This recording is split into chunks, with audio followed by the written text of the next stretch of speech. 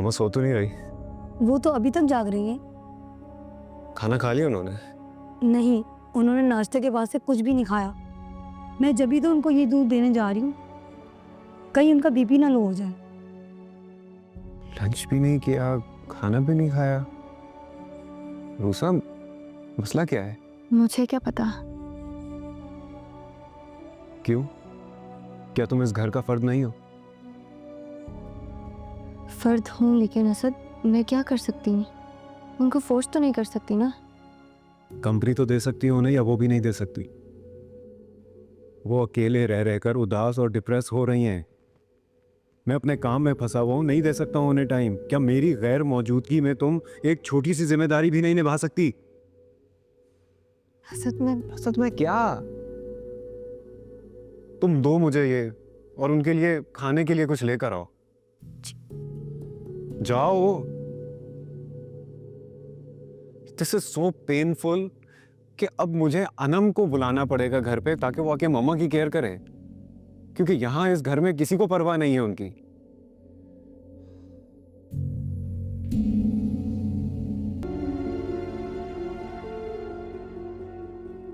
ऐसे अकेले क्यों बैठी हो हैं?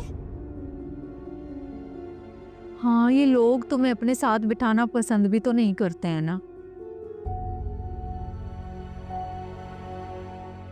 क्या बात है? यसद तुमसे नाराज है अब तक, या उस बदतमीज और जुबान दराज अनम ने बदतमीजी की है तुम्हारे साथ? हैं? ऐसे क्या देख रही हो? ऐसे ही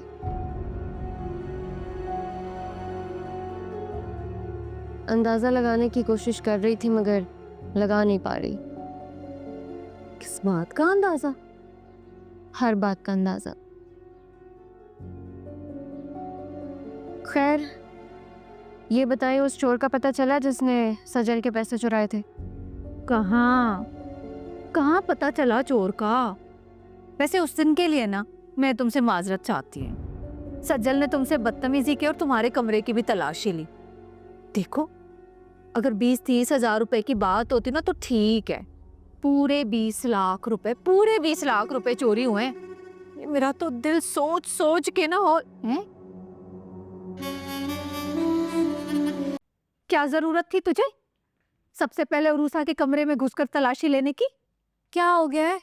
अभी घर में घुसी हूं, अभी डांटना शुरू कर दिया है? क्योंकि मुझे आ रहा है गुस्सा। कल ली ना तलाशी, मिला चोर? नहीं मिला ना। अगर वो मेरे हाथ से निकल गई तो बना बनाया खेल बिगड़ जाएगा।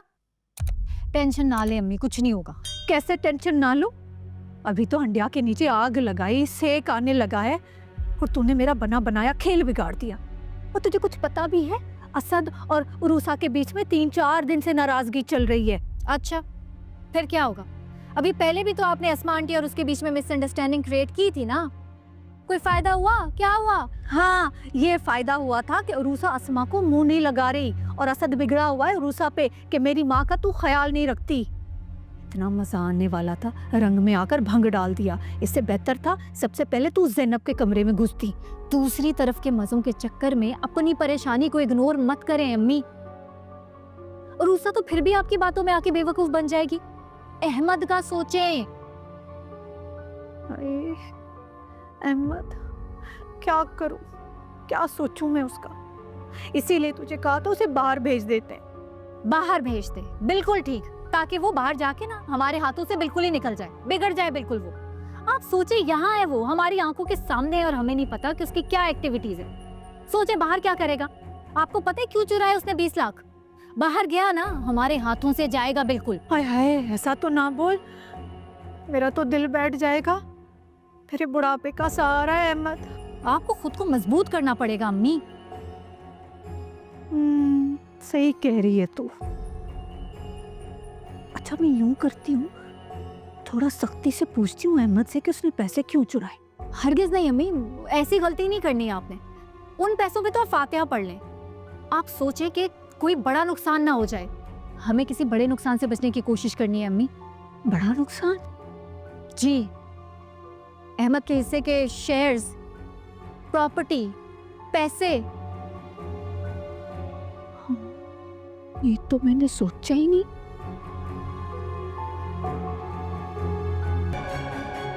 मम्मा क्या हुआ ये सब, क्यों रो रही है ज़ैनब? बेटा वो बहुत अपसेट है, किसी बात नहीं कर रही है। ज़ैनब, ज़ैनब, ज़ैनब क्या कर रही हो? ज़ैनब, ज़ैनब छोड़ो इसे, पागल हो गई हो क्या तुम? हाँ हो गया मैं पागल।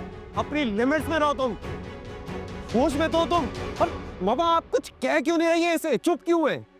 ज़ैनब बेटा जो कुछ हुआ वो अल्लाह ताला की मर्जी थी।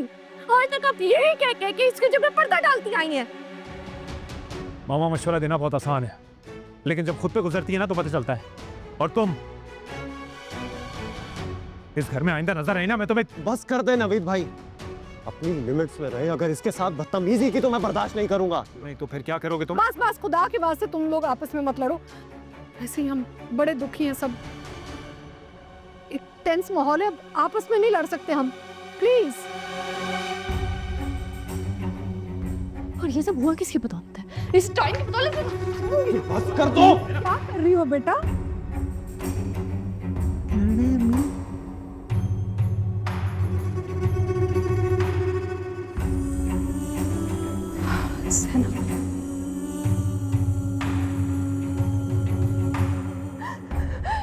इसकी वजह से मेरा बच्चा चल, मैं बांझ हो गई। ज़ैनब बांझ हो गई, इसका मतलब अस्मा का खानदान आगे बढ़ने का कोई चांस ही नहीं है। लेकिन आप फिर भी इसकी साइड लेती हैं। मैं कभी माफ नहीं करूंगी आपको। बेटा ज़ैनब, ज़ैनब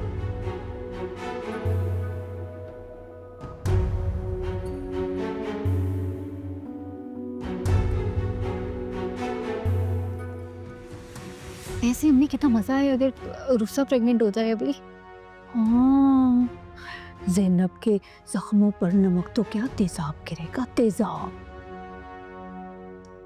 बुरी बात तो है अम्मी, ये सब आपकी वजह से हो रहा है। बकवास ना कर, पागल तो नहीं हो गई हो? मेरी वजह से क्यों हुआ है? वो नींद की दवाई थी, मैंने कहा था इतनी सी मिला, उसने पूरी मिला दी, मेरा क्या कसूर है? जो भी है बात तो बुरी है ना, क्योंकि वो तो बांझ हो गई। हाँ भरोसा की जान नहीं छोड़ते। पता है क्या, ये अस्मा के लिए ना इम्तिहान की घड़ी है। अब देखे ज़ैनब और उरूसा में से ना वो किसका साथ देगी। पागल लग रहा है। ऐसे ज़ैनब के साथ ना हमदर्दी बनती है।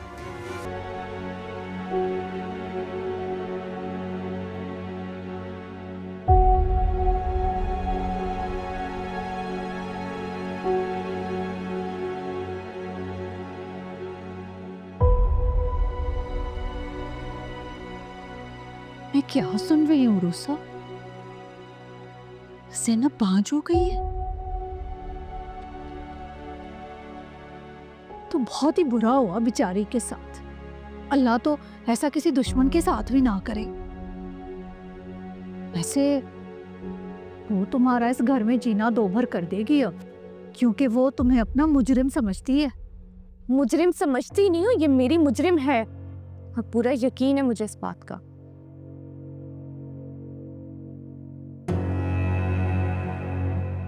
ज़ैनब भाभी, तुम अपनी इस मासूम शक्ल से मामा और असद को बेवकूफ बना सकती हो, मुझे नहीं। मुझे नफरत है तुम्हारे वजूद से। तुम्हें क्या लगता है मैं तुम्हें माफ कर दूंगी? तुम मेरी खुशियों की कातिल हो और मैं तुम्हें कभी माफ नहीं करूंगी।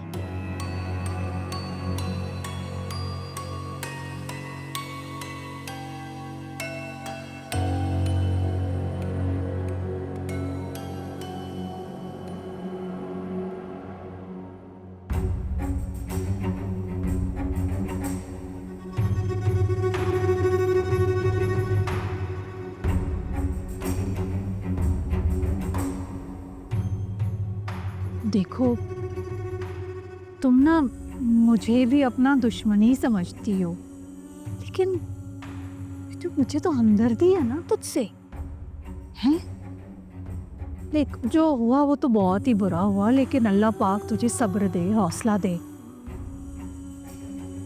मैं तो सिर्फ ये कहना चाहती हूँ कि जो होना था वो तो हो गया। इस पे ठीक है मातम कर लो, लेकिन आगे की सोचो।